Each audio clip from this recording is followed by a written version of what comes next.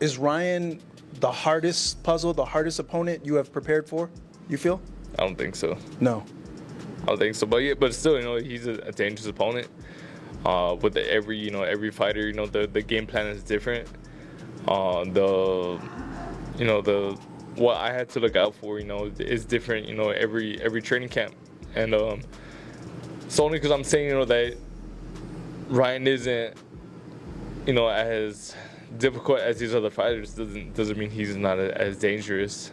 Hey, Barrios and Garcia, who wins, Shakur? Ryan.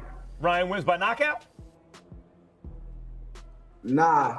Okay, on point. Decision. You don't want to ask about the eye. He kept saying the eye thing. Listen. I think Ryan has a chance in the first 4 or 5 rounds. After that, I think it could be all Barrios. I think Barrios is too big. He's a heavy guy, big guy. So I think after 5 rounds, it could be all Barrios. I'll give the edge to Garcia. Why is that? I think that he's sharp. He's sharp. He's sharp at his boxing. He's sharp at his boxing. He knows he knows his distance. You know what I mean? And I think that's why I kind of lean on a little bit more on him than I would Barrios. Do you think he wins that fight with Mario Barrios next month? I kind of do. I kind of feel like Ryan can clip him and put him down. But then again, I feel like if it go the distance, then Barrios probably can win like a tough decision just because he just like probably more all-around better boxer type shit. The upcoming WBC welterweight title clash between Mario Barrios and Ryan Garcia in Las Vegas this Saturday has created a sharp divide across the boxing community. As anticipation builds, is lucky to get a world title shot. No, that is definitely cap. People love to complain about me, but there's been many instances where people come off a loss to get a title shot. Nobody was complaining when Rolly's got a shot at the title after a loss with me. It's kind of funny, but at the end of the day, I'm going to prove why I deserve this title. Former world champion Chris Algieri didn't hold back, describing this headline fight as a serious stain on the sport's credibility. Detractors argue that boxing is prioritizing Ryan Garcia's enormous social media reach of 13 million followers and the spectacle surrounding his persona rather than what he has recently accomplished inside the ropes. After suffering a decisive unanimous decision loss to Rolando Raleigh Romero last May and serving a 1-year suspension related to prohibited substances, Garcia has still managed to secure an immediate opportunity at 147 pounds. For many observers, that reality highlights how modern boxing often functions behind the scenes. Financial upside and mainstream attention appear to outweigh competitive merit, with promoters capitalizing on the volatility and drawing power of a polarizing star who only recently faced significant turmoil. Meanwhile, fighters who have quietly built legitimate resumes in the division continue to wait for their shot, sidelined despite stronger recent performances and cleaner records. I mean, everything the champ said is absolutely right. In terms of this fight and it being made, it's already a black eye on boxing. You got a guy who's coming off a loss. You got a guy who hasn't won a fight at 147. Not to mention, and we didn't mention this yet, he's got a drug scandal in the middle of that. So it's not even that he's just hasn't been winning and has proved himself at this level. He's literally cheated to get here and been caught and was suspended for it. But this is boxing, like the champ said, and it's unfortunate that we reward people who fail up. And just because they're popular, just because they put butts in seats, and Ryan does do that. And listen, I know, champ, you think that Ryan is going to knock Barrios out. He might, but he also might fumble the bag again, and he might pull a Rollies and go out there and throw 7 punches around and end up losing to a guy like Barrios. If he throws 7, Chris, champ, if he throws 7 punches around, this will be the most boring title fight in fight history because Mario Barrios throws 4 punches around when it's convenient for him too, as he did against Pacquiao. So champ, this brings my next point. You cut me off where because do we bet draw on this fight? Because Barrios has Barrios back-to-back draws. Back-to-back triple draws. It'll be he had a draw against Pacquiao, and then he had a draw against Ramos, and now if he fights Ryan and they go out there and they combine total 50 punches in a 12-rounder, we could get a third draw. The biggest obstacle facing the challenger may not be the opponent across the ring, but the voice guiding him from the other corner. In a dramatic development that seems almost scripted, Mario Barrios has brought in Hall of Fame trainer Joe Goossen to lead his camp. The connection adds another layer of intrigue because Goossen previously worked closely with Ryan Garcia during 3 significant bouts, gaining detailed insight into his athletic advantages, psychological tendencies, and areas that can be exposed under pressure.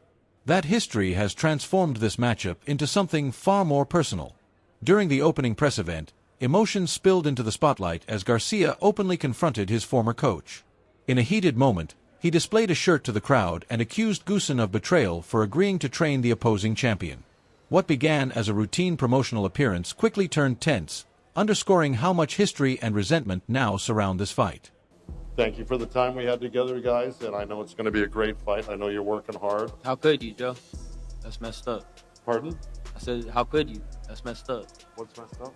You know what I said? I mean, just can't believe you're doing this to me. That's insane. What? You hurt my heart. Well, I'm still not sure. You broke my heart. It's over. It's over.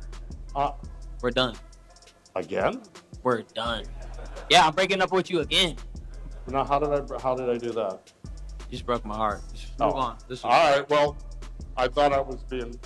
No, you were being sweet. I thought I was being courteous and generous, and that's what I'm trying to be here. And I hope you don't take offense to it. It's cool. Because I don't ever want to offend fighters. I love what I do. I'm offended. Too late. I'm offended.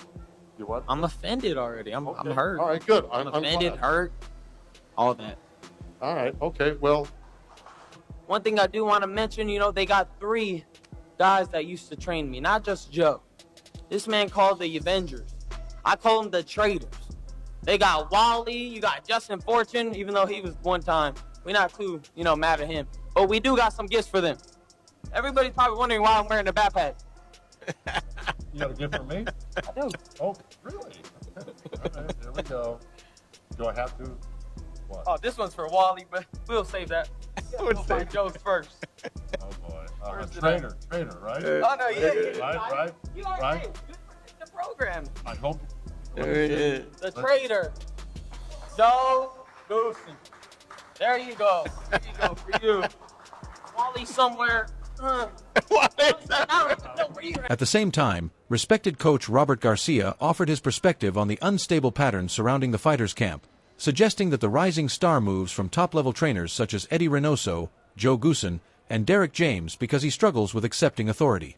According to him, the constant changes are less about technical adjustments and more about control inside the team. On the other side, Goossen appears unfazed by the controversy and has taken a subtle psychological approach. Rather than emphasizing the advantage of having previously trained his upcoming opponent, he minimized the situation in public comments, insisting that identifying weaknesses does not require insider secrets.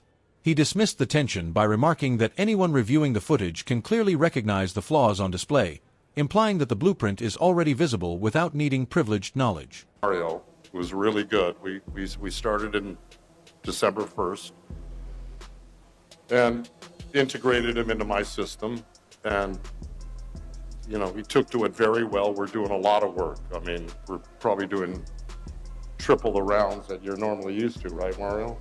Yeah. So we're putting in a lot of rounds, and thankfully we got great sparring. And I just know both of these guys, and I said it to Eric Gomez earlier, both of these guys are going to be in great shape. You're going to get a classic fight here. I predict that. Ryan's going to bring 100%, as Henry said, and we're looking to bring 120%. And that's my goal, and that's Mario's goal. And it's going to be a classic fight. This is a pay-per-view fight, and a lot of people should tune into it because it's not going to be boring at all. And both guys are going to dish out a lot of punishment, and punishment will be taken in too. But these guys are going to be ready to come out of the chute hard at each other. Nobody's going to be messing around, dancing around the ring, I can tell you that. That's what my prediction is. That being said, we're preparing for that type of fight. And, I mean, I can't wait to see it.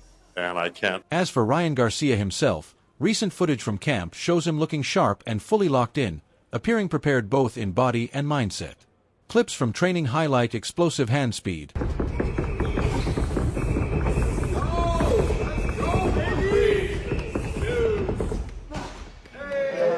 A clear sign of the approach he plans to bring into the ring against Barrios on fight night.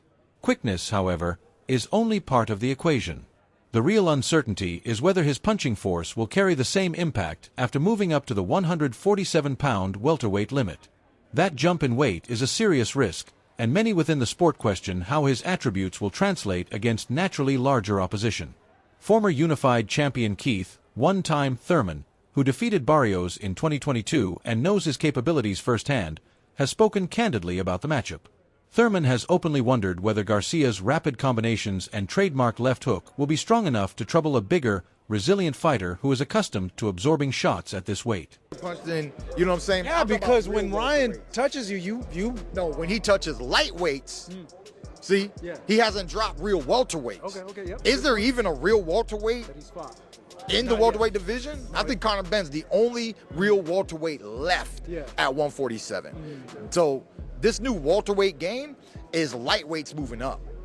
Okay, there's no OG 147, and with that, I can't give Ryan the credit you're trying to give him. Okay. Yeah, with that.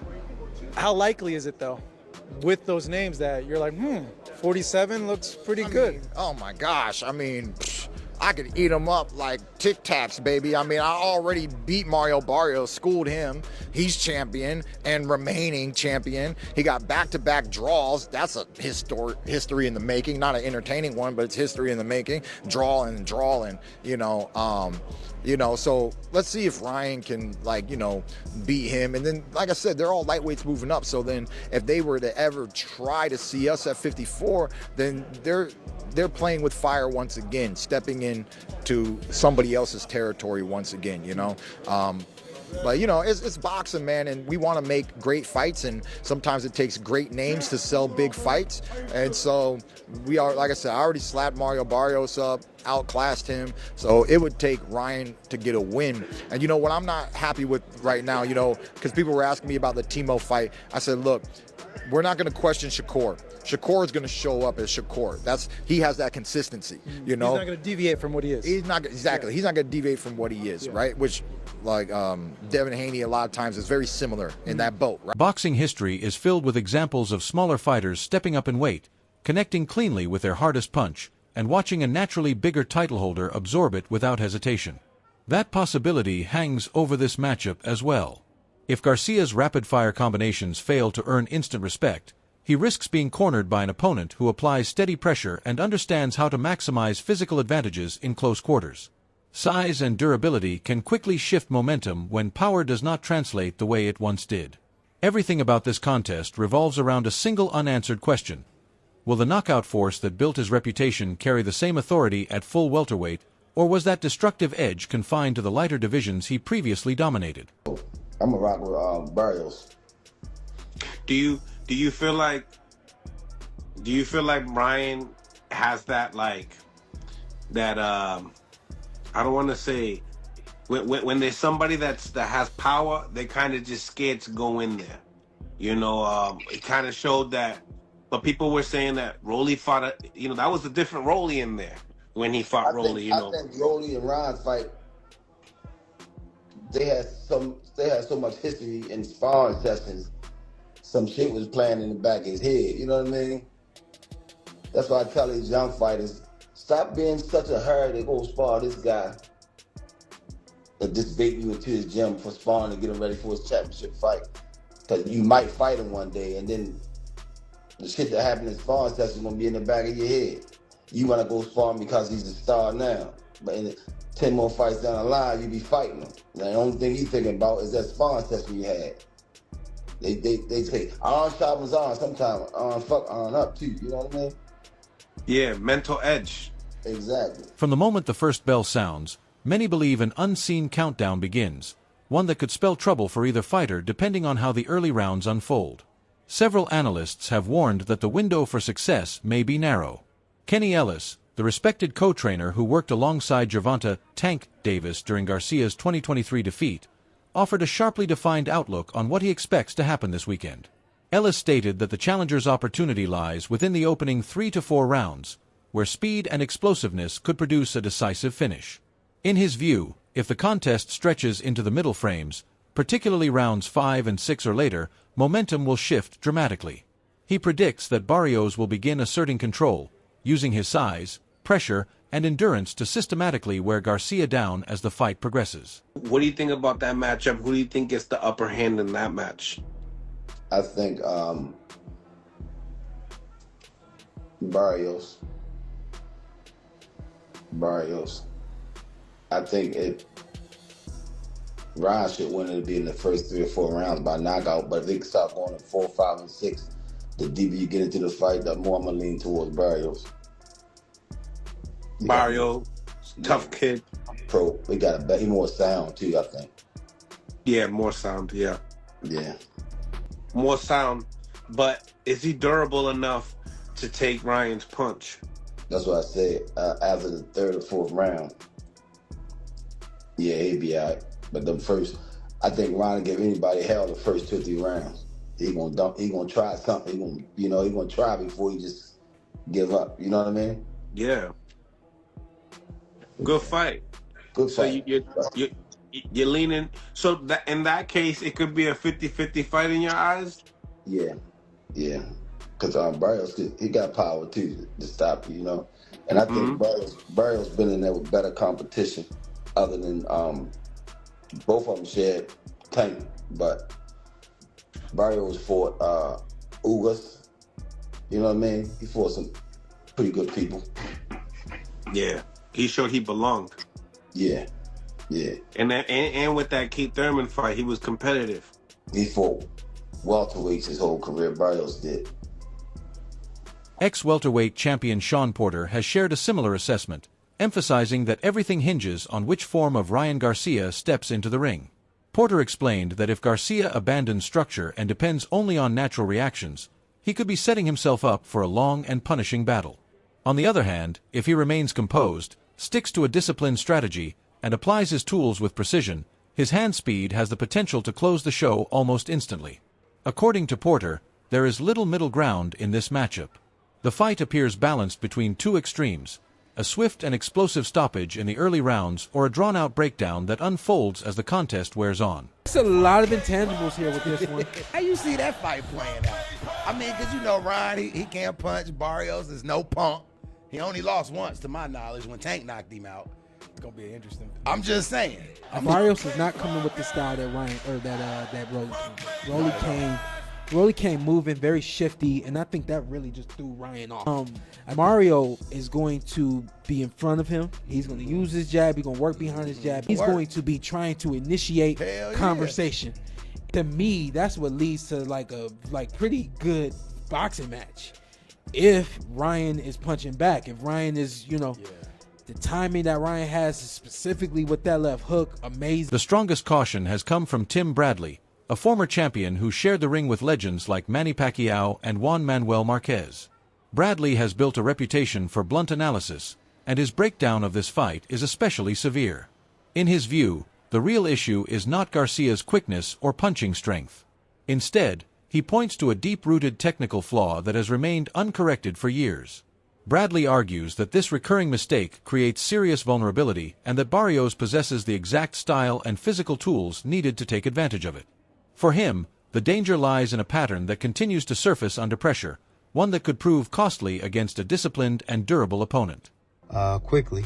That's usually his MO. It's almost like when he's hitting that, that bag that comes back, that bag that made him famous.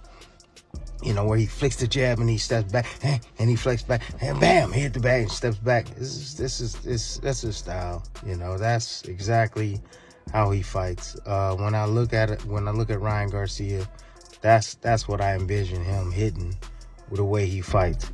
Standing straight up on that bag, letting combinations go, flicking the jabs out there, and moving out of range. That's it. Not a whole lot of special effects other than that left hook. I think it's dangerous. It's gonna be interesting because it looks like both these guys like to come forward. Barrios, you got to be careful coming forward, man, and getting aggressive, because that's when Ryan Garcia is dangerous. You know, when Ryan Garcia is coming forward, he can be dangerous, but he makes mistakes, and Barrios is a good counterpuncher to make him pay for those mistakes. You know, he has good eyes. I'm pretty sure he can make him pay for a lot of mistakes that he makes, you know, when he's floating in.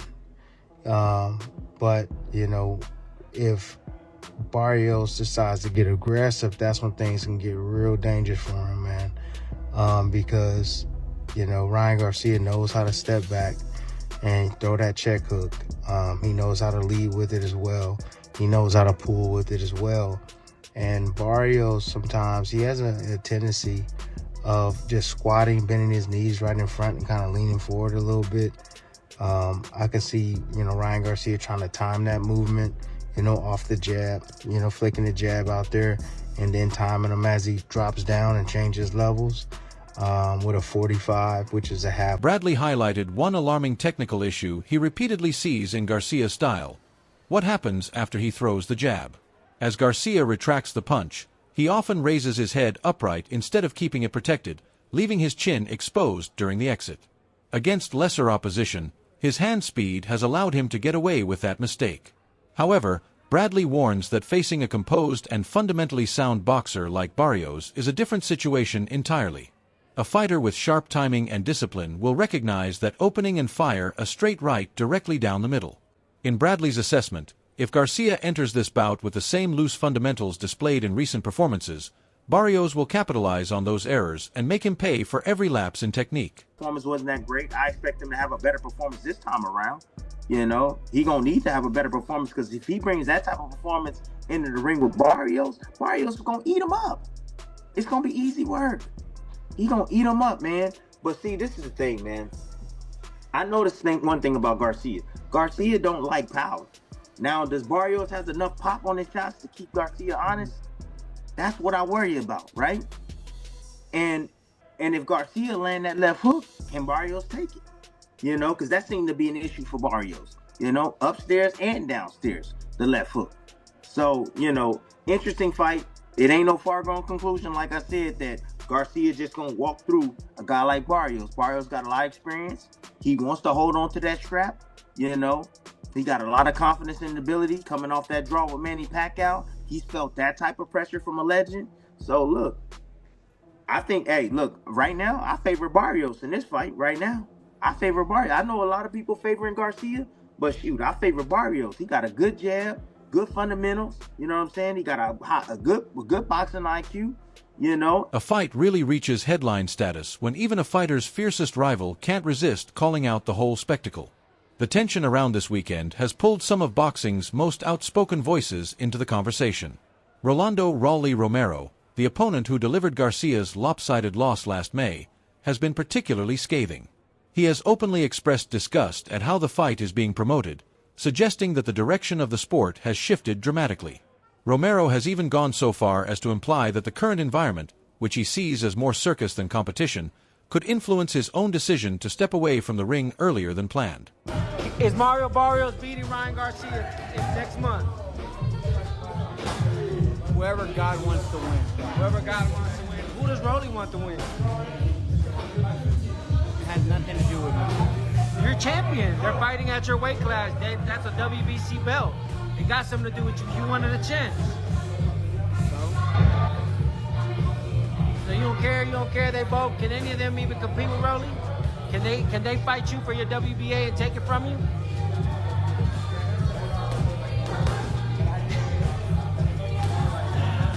Rolly Romero. I really have. Undefeated WBO title holder Devin Haney also weighed in, quickly dismissing any talk that a standout showing this weekend would automatically secure him a rematch with Garcia in the near future. Yet the harshest critique may have come from undefeated British contender Conor Benn, who didn't hold back for the cameras. Benn confidently told the media that he would wager any amount, predicting that Garcia will entirely mishandle the fight. He is absolutely certain the bout will conclude with a decisive stoppage before the final bell, underscoring just how intense and personal the tension has become in this welterweight division. And what's your take on the fight? I think Ryan Garcia is great for boxing. I think he's a liability. I think he's a loose cannon. I think he's unpredictable. Could say unprofessional. But ultimately, he's sheer entertainment. gifted. He's got great hand speed. He's athletic. He's young. So he's good for the sport of boxing, and I would tune in to watch a Ryan Garcia fight. But when you have them qualities mixed with someone who's, has true Mexican blood, fights with heart, fights with pride, and fights for his country, and fights for something more than clicks and views, it's hard to pick who's going to win. Really, you think Ryan should win, and Ryan should win, really. He should. Will he? Even while holding the coveted WBC green and gold belt, the reigning champion is under an intense storm of criticism. Many seasoned boxing analysts consider Mario Barrios the most exposed title holder in a crowded and competitive welterweight field. The scrutiny has been unrelenting, with critics pointing to his recent performances as a major concern. Veteran commentator Paulie Malignaggi recently delivered a harsh assessment, calling out Barrios for a historically low punch output and an overly cautious approach inside the ring. The champion enters this fight following two back-to-back inconclusive results, a widely debated majority draw against 46-year-old Manny Pacquiao last July, preceded by another split draw. Malignaggi even quipped that if Garcia hesitates at all, fans might be stuck witnessing a third underwhelming draw in succession, highlighting just how fragile the perception of Barrios' reign has there's become. no shot he would have won a round against me in my era, let alone the fight. But the thing I'm saying is, I just wish that some rules would be enforced, just so there's a standard to be upheld. That actually, boxing, we can say, okay, there's a standard in boxing. There's never a standard in boxing, and that's sort of the disappointment. Yeah, when you look at it, Chris, this idea that selective matchmaking here, that you want an opportunity at 147 pounds, 147 is not the prince of titles like it once was. But this idea that Barrios, to Paulie's point, might be the most vulnerable person in the mix. This idea that obviously he's targeting his shot at 147. What do you think of it? Well, I mean, everything the champ said is absolutely right. In terms of this fight and it being made, it's already a black eye on boxing. You got a guy who's coming off a loss. You got a guy who hasn't won a fight at 147. Not to mention, we didn't mention this yet, he's got a drug scandal in the middle of that. So it's not even that he's just hasn't been winning and has proved himself at this level. He's literally cheated to get here and been caught and was suspended for it. But this is boxing, like the champ said, and it's unfortunate that we reward people who fail up. And just because they're popular, just because they put butts in seats, and Ryan does do that. And listen, I know, champ, you think that Ryan is going to knock Barrios out? He might, but he also might fumble the bag again, and he might pull a Rollies and go out there and throw 7 punches around and end up losing to a guy like Barrios. If he throws Chris, champ, if he throws 7 punches around, this will be the most boring title fight in fight history, because Mario Barrios throws 4 punches around when it's convenient for him too, as he did against Pacquiao. So champ, this brings my next point. You cut me off, Harvey. You said, do we bet draw on this fight? Because Barrios has Barrios back-to-back draws. Back-to-back triple draws. It'll be he had a draw against Pacquiao, and then he had a draw against Ramos, and now if he fights Ryan, and they go out there and they combine total. Mario Barrios insists he's prepared to face anything to defend his crown, yet the constant murmurs in the boxing world hint that his grip on the title may be far more fragile than he lets on. Yeah, and I'm just here, to do my job, and whatever he does, that's on him, because we still have a fight, in a month. He didn't look good in his welterweight debut against Rolando Romero, a fight a lot of people picked him to win, perhaps even by stoppage. He got dropped, looked lethargic. Do you think he's deserving of this title shot for you? Yeah, I don't know if it's so much that he's deserving, but he's definitely, one of the biggest names, to make the fight with right now. But that being said, I don't think has been in there with the true welterweight yet, but he's gonna be, on the 21st. Tell us, what is he gonna expect? What kind of a new and improved Mario Barrios is going to be crashing through that door? Yeah, like I've been saying, he just wish him, a good camp. Hope he's good mentally wherever he's at, because I think come fight night, if he thinks it's going to be easy, he's going to be very surprised by. With the stakes at their absolute peak, neither fighter has any margin for error. Oscar de la Hoya has been actively shaping the narrative, telling the media that a focused, disciplined, and determined Ryan Garcia is a force that no opponent can withstand. On the other side, Barrios is embracing the hype and countering with his own bold statements, forecasting a brutal knockout. He argues that Garcia has absorbed too many punishing blows over the years and is physically depleted, suggesting that his durability could be a major factor in how the fight unfolds. He knows that I whoop ass. That's what he does know. So when I'm on point, he knows Mario's gonna lose. I can see in his face. I called him many times before the fight. Beneath all the showmanship, the truth is stark. After a year marked by erratic behavior, canceled exhibitions, and recurring offering controversies, this fight is a make-or-break moment for Garcia. A win would wipe the slate clean, instantly crowning him a world champion and opening the door to major unification matchups. A loss, on the other hand, could crush his title ambitions forever, reducing him to little more than a social media spectacle. So the question remains, is this the defining redemption for boxing's most divisive star, or the dramatic collapse of a hyped career? Share your thoughts in the comments below. That wraps up today's video. If you enjoyed it, hit like, subscribe, and tap the bell so you don't miss any upcoming content. Don't forget to leave your opinion in the comment section, and stay tuned for our next video.